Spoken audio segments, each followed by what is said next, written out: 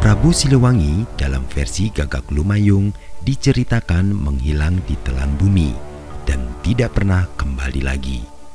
Namun sebelum Prabu Siliwangi menghilang, beliau sempat memberikan wasiat kepada abdi dalam kerajaan tentang kehidupan Pajajaran kelak di kemudian hari. Seperti apa wasiat Prabu Siliwangi? Apakah kondisi sekarang sudah sama dengan wasiat Prabu Siliwangi? Begini ceritanya.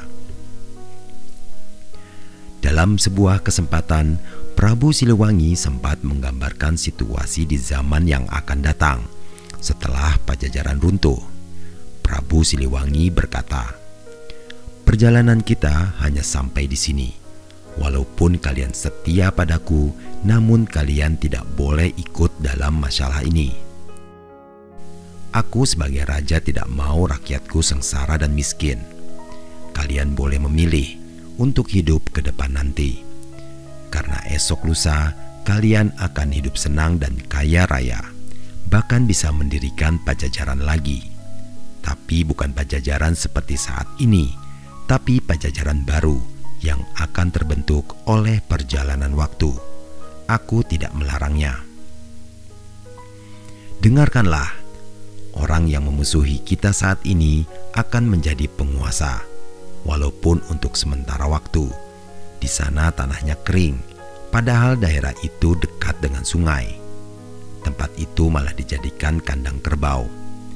Di sanalah sebuah negara akan pecah karena adanya kerbau bule yang dikendalikan oleh orang yang tinggi dan memerintah dari pusat kota. Dan semenjak itulah kerbau bule memegang kendali dan anak keturunan kalian hanya akan menjadi orang-orang suruhan.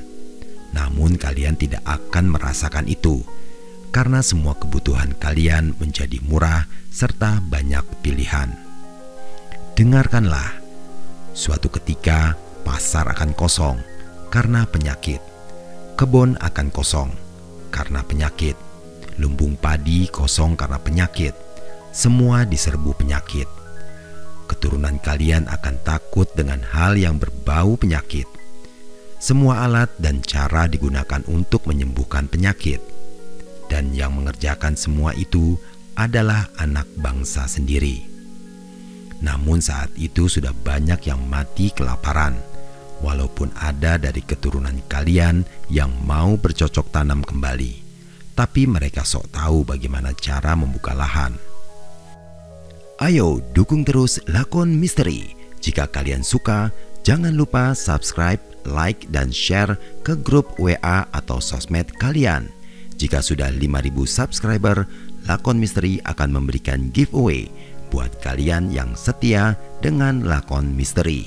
Berbagi kebaikan adalah sedekah. Terima kasih. Dengarkanlah, nanti situasinya ramai akan perang, saling menindas satu sama lain. Penyakit bermunculan di sana dan di sini, dan keturunan kalian akan mengamuk. Banyak yang mati sia-sia. Teman dijadikan musuh, musuh malah dijadikan teman. Yang bingung menjadi tambah bingung, yang mengamuk malah berkuasa. Semua ia hancurkan. Yang putih dihancurkan, yang hitam akan diusir. Tempat itu akan semakin kacau karena banyak yang mengamuk, seperti tawon yang dirusak sarangnya. Tapi nanti akan ada orang yang menghentikannya, yaitu orang seberang. Pada saat itu akan datang pemuda berjanggut dan akan membangunkan orang-orang yang salah arah, mengingatkan orang yang lupa. Namun sayang, orang itu tidak dianggap. Alih-alih dianggap, malah pemuda berjanggut itu dimasukkan ke dalam penjara. Lalu mereka malah mengacak-acak tanah milik orang lain dengan beralasan mencari musuh, padahal mereka sendiri yang membuat permusuhan itu. Dengarkanlah, zaman akan berganti lagi. Tapi nanti setelah Gunung Gede meletus, disusul oleh 7 gunung lainnya, ribut lagi seluruh bumi. Orang Sunda akan dipanggil-panggil, orang Sunda akan memaafkan, dan semua akan kembali baik seperti semula. negara bersatu kembali. Semua itu karena berdirinya sang Ratu Adil yang sejati. Tapi siapa Ratu Adil itu? Dari mana asalnya sang Ratu Adil? Nanti juga kalian akan tahu. Sekarang carilah oleh kalian pemuda gembala.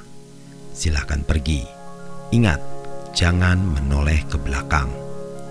Benar atau tidak, wallahu a'lam.